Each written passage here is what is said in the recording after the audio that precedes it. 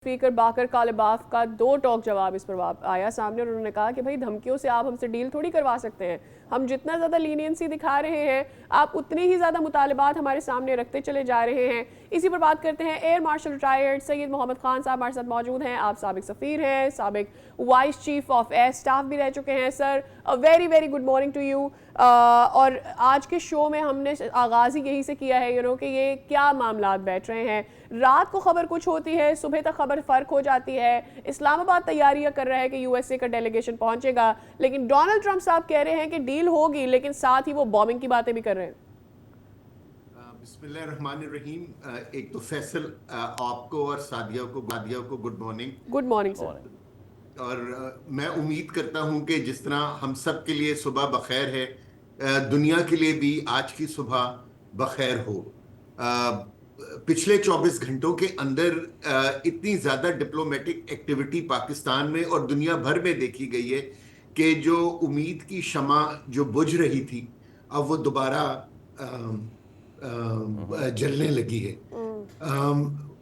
पाकिस्तान जो है वो मेरा ख्याल अपनी तारीख की सबसे अच्छी सफारतकारी कर रहे हैं, लेकिन मेरा ख्याल सबसे मुश्किल सफारतकारी भी कर रहा है। जब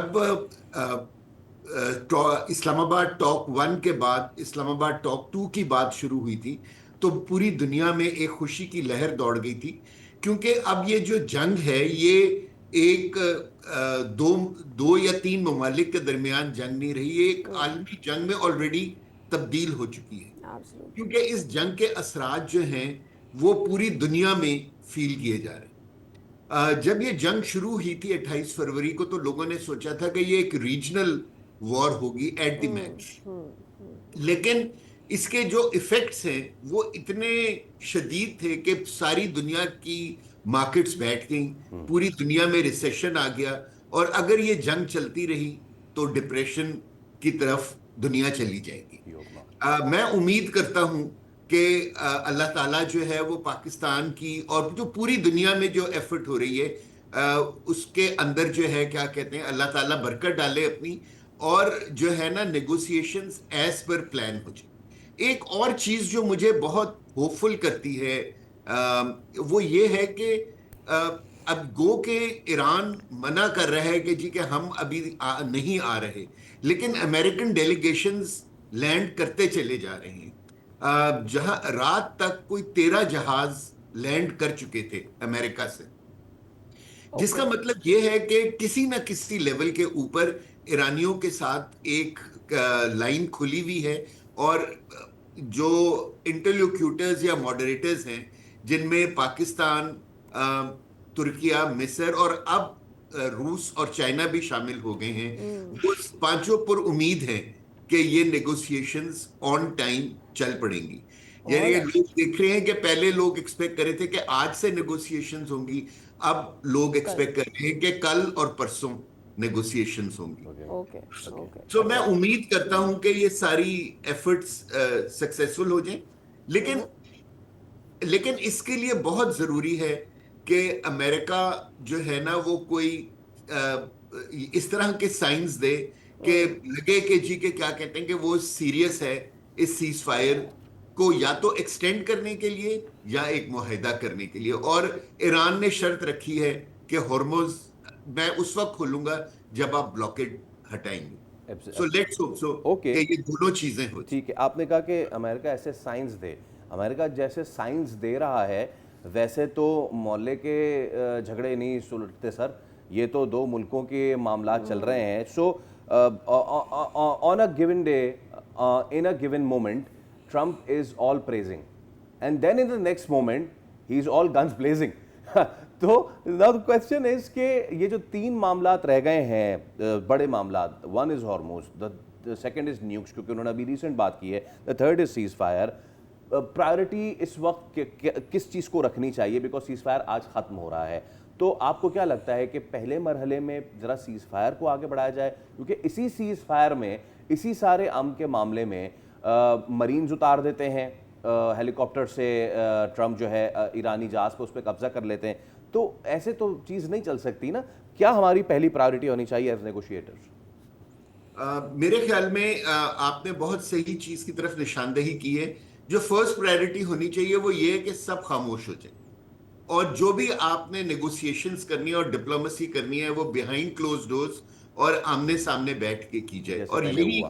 पाकिस्तान की ख्वाहिश है कि किसी तरीके से दोनों जो कॉम्बेटेंट्स हैं उनको पाकिस्तान बुला के, जिस तरह पिछली टॉक्स के अंदर आमने सामने बिठा दिया था, इसी तरह इस्लामाबाद टॉक 2 में भी ये आमने सामने बैठे एक दूसरे के साथ नेगोशिएशंस करें। और जब भी नेगोशिएशंस होती हैं फैसल साहब, एक मिडिल वे फाइंड कर लिया जाता है। सो अगर प्रेसिडेंट ट्रंप अपनी ट्विटर अकाउंट को थोड़ी देर के लिए 2-3 दिनों के लिए बंद कर दें, ट्वीट्स करना छोड़ दें, और अपने जो डेलीगेशन है उसको ये अथॉरिटी दें कि वो एक पीस डील कर ले उनकी हदायत के मुताबिक, तो मुझे पूरी उम्मीद है कि ये हो जाएगा।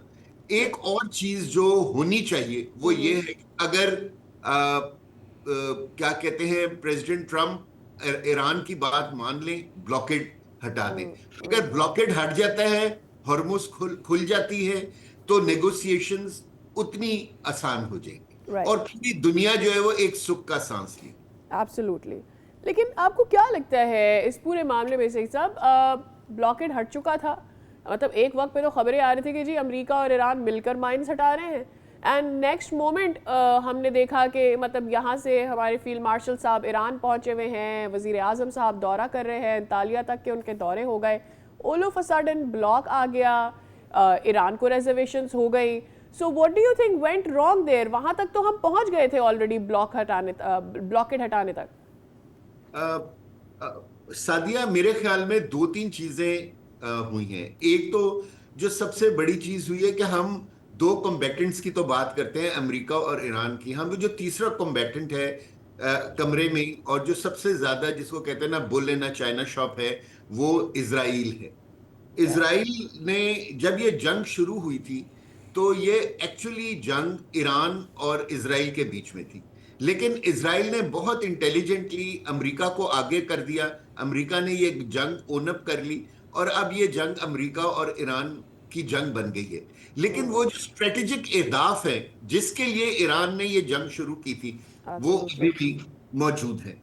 सो जब भी पीस डील ऑलमोस्ट होने वाली होती है, आप जेनेवा को देख लें, आप कतर को देख लें, आप ओमान को देख लें, और अब इस्लामाबाद में देख लें, जब भी पीस डील ईरान और अमेरिका के दरमियान करीब होती है साइन होने के, इजराइल जरूर कोई ऐसी चीज करता है जिससे पीस डील पीछे चली जाती है। 1 नंबर 2 जो है ना, एक और बहुत बड़ा स्ट्रेटेजिक ऑब्जेक्टिव जो मेरे ख्याल में इस जंग के थ्रू अमेरिका और इजराइल हासिल करना चाहते थे, वो ये थे कि किसी तरीके से जो चाइना का जो इकोनॉमिक इंजन है उसको स्लो डाउन किया जाए। अगर आपने जैसी हॉर्मुज खुली थी, अगर आपने नोट किया हो, तो सबसे ज्यादा जहाज जो है वो हॉर्मुज से गुजर के चाइना गए थे ऑयल के, क्योंकि oil from Iran is the lifeline of Chinese economy.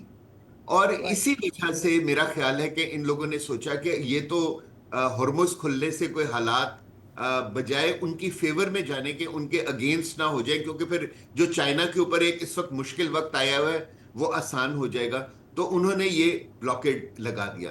लेकिन इस ब्लॉकेड को लगाते हुए वो ये भूल गए कि वो सिर्फ ईरान के ऊपर ब्लॉकेड लगा सकते हैं, जबकि ईरान हॉर्मुज को बंद करके पूरी गल्फ के ऊपर ब्लॉकेड लगा सकते हैं। और अब जबकि ईरान ने ये उल्टा ब्लॉकेड स्ट्रेट ऑफ हॉर्मुज में लगा दिए हैं, तो अगर आप सैटेलाइट से पिक्चर्स देखें तो कई 100 जहाज और एलएनजी कंटेनर्स जो हैं, सॉरी एलएनजी कैरियर्स जो हैं, वो जो हैं क्या कहते हैं गल्फ और गल्फ ऑफ ओमान और स्ट्रेट ऑफ हॉर्मुज के अंदर फंसे हुए हैं जी। तो ये एक बहुत बड़ी एक इकोनॉमिक डायलेमा पूरी दुनिया में आ गया है। आपने सही साहब जो बात की, अगर मैं उसी से अपना सवाल डिराइव करूं, इस जंग के शुरू में ये चीज़ थी कि भाई ये मामला जो है वो जौहरी हथियारों का, अभी रिसेंटली ट्रम्प ने कहा भी कि भाई जौहरी हथियार तो मैं नहीं रखने दूंगा ईरान को, लेकिन क्या अब हम इस कंक्लूजन पे आ रहे हैं कि न्यूक से ज़्यादा बड़ा मसला हॉर्मुज का हो गया? मैं अपनी बात इसलिए ये कह रहा हूँ क्योंकि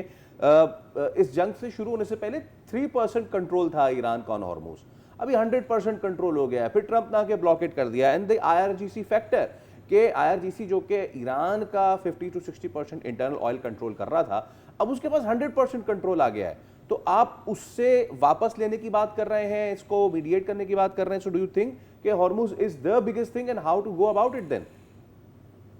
आप बिल्कुल सही फरमा रहे हैं फैसल। देखें, हर वॉर गेम के अंदर closure of strait of Hormuz को यानी कि प्ले आउट किया जाता था, लेकिन एक्चुअली जब स्ट्रेट ऑफ हॉर्मुज बंद होगी और पूरी दुनिया पर उसका इतना असर होगा कि ये असर जो है वो यूरोप से लेके जापान और ऑस्ट्रेलिया तक पहुंच जाएगा, किसी ने आज तक सोचा नहीं था। सो आप बिल्कुल सही फरमा रहे हैं कि जो स्ट्रेट ऑफ हॉर्मुज की स्ट्रेटेजिक वैल्यू जो है, जो इस जंग में सामने आई है, उसने सबको हैरान कर दिया है और ईरान के हाथ में एक न्यूक्लियर बॉम्ब प्लस पकड़ा दिया है। और जो है क्या कहते हैं, ईरान जो है मेरे ख्याल में, लेकिन सब कुछ कहने के बावजूद फैसल साहब मैं ये कहूंगा कि अगर आप सिंसियर हैं इस जंग को खत्म करने में, और मेरे नजदीक दोनों अमेरिका और ईरान इस वक्त चाहते हैं कि ये जंग खत्म हो जाए। अच्छा। अगर ये नेगोशिएटिंग टेबल पे बैठे, बिल्कुल मीडिया साइलेंस हो, कोई एक दूसरे यानी कि behind outside that room Twitter और उसको इस्तेमाल ना कर रहा हो, सोशल मीडिया को अपने पॉइंट ऑफ व्यू को एक्सपेंड करने के लिए, तो किसी भी चीज के ऊपर फैसला लेना कोई इतना मुश्किल नहीं होगा। चाहे वो न्यूक्लियर इशू हो, चाहे वो एनरिच्ड यूरेनियम हो, चाहे वो hormuz हो, चाहे वो ब्लॉकेड हो, हर चीज यानी कि सॉल्व हो सकती है अगर दोनों आमने सामने बैठे और इस चीज को there is one thing that everybody is talking about. जब ईरान की डील फाइनल होने की बात हुई, यानी सेकंड दौर की बात होने लगी, हर कोई ये कहने लगा कि अमेरिका की हार हो गई है, ईरान इतनी ज़्यादा इस जंग को सहकर भी आज फातेह है। तो क्या ये भी एक वजह हो सकती है कि क्लोजर तो मिल रहा था, लेकिन क्लोजर जो है वो यूएसए की कंप्लीट विन में नहीं आ रहा था, and that is one of the reasons कि अब यूएसए चाहता है कि इसको इतना क्रिटिकल बना दिया जाए और फिर इसको सॉल्व की तरफ लाया जाए कि वो लगे कि ठीक है यूएसए इज़ द डिसाइडर, और ईरान ने मजबूर नहीं किया यूएसए को इस डील को फाइनल करने पर। सादे, यू हैव जिसको कहते हैं ना, hit the nail on the head. ठीक है, एग्जैक्टली यही है। देखिए, अमेरिका अंडर प्रेशर आता है दुनिया से नहीं बल्कि अपनी इलेक्टोरेट से, और इस वक्त जो है प्रेसिडेंट ट्रंप जो हैं वो अपनी पॉपुलैरिटी की लोएस्ट रेटिंग पर है अमेरिका में, और जो उनके सर के ऊपर मिड टर्म इलेक्शंस खड़े हैं, और उन इलेक्शंस के अंदर अगर रिपब्लिकन पार्टी हार जाती है तो उनके अगले 2 साल उनके लिए बहुत टफ हो सकते हैं। और ये वो एक चीज है जो मेरा ख्याल है उनकी इस वक्त वॉर स्ट्रेटजी को गवर्न कर रही है। वो ये चाहते हैं कि वो यहां से निकले with a notion of victory, और वो अपने ट्वीट्स के जरिए भी अपनी पॉपुलिस्ट को यही समझाने की कोशिश करें कि वो ये जंग जीत गए हैं। अगर आपने जो पिछले चंद घंटों पहले उन्होंने मीडिया से बातचीत की, अगर आप उसको भी सुने, तो उन्होंने मीडिया को भी काफी डांट डपट की है कि जी कि तुम हमें हमारी विक्ट्री को सही तरीके से अमेरिकन को नहीं दिखला रहे हो। सो एक्चुअली यही चीज है, एक ये बहुत बड़ा बाइंडिंग या मैं कहता हूँ फैक्टर है जो वे डाउन कर रहा है प्रेसिडेंट ट्रंप की वॉर स्ट्रेटेजी को। So let's hope so. देखिए, मेरे नजदीक ईरान को भी मेरा ख्याल थोड़ी सी स्पेस अमेरिकन को देनी चाहिए। अगर आप थोड़ा सा उनको जगह दे दें, वो थोड़ा सा विक्ट्री का नोशन लेके इस जंग को खत्म कर सकते हैं, तो in the larger interest of Iran it is good कि इस वक्त पीस आ जाए और ईरान अपने आप को रीबिल्ड कर ले, उसके ऊपर से सैंक्शंस खत्म हो जाएं और वो जो चाहता है वो हो जाए। स्ट्रेट ऑफ हॉर्मुज को खोलना ईरान के लिए कोई इतना बड़ा स्टिकिंग पॉइंट नहीं होगा, लेकिन अगर उसको ये अश्योरिटी मिल जाती है, 2 अश्योरिटीज मिल जाती हैं। एक तो कि उसके ऊपर से सैंक्शंस खत्म हो जाएगी ताकि वो कमिटी ऑफ नेशंस के अंदर जिस तरह हम सारे ममालिक हैं वो भी आ जाएं, और दूसरा ये है कि उनके ऊपर दोबारा इस तरह अटैक नहीं होगा जिस तरह पिछले 1 साल के अंदर 2 मरतबा ईरान के ऊपर अटैक किया गया है। इसके लिए they are looking for guarantors, और पिछले 24 घंटे के अंदर चीन और रशिया बीच में आ गए हैं। सो मेरा ख्याल है कि वो गारंटीज भी मिल जाएंगे। All right. Marshal retired Saeed Ahmed Khan sahab, it was a pleasure hosting you on the show, और हम उम्मीद करने वाले दिनों में भी हम आपको बतौर मेहमान अपने शो में जहमत देंगे। वेल, तो हम बात कर रहे हैं ईरान अमेरिका कशीदगी के हवाले से। इस सारे मामलात में पाकिस्तान की जो सिफारतकारी है उसकी कोशिशें अभी भी जारी हैं, एंड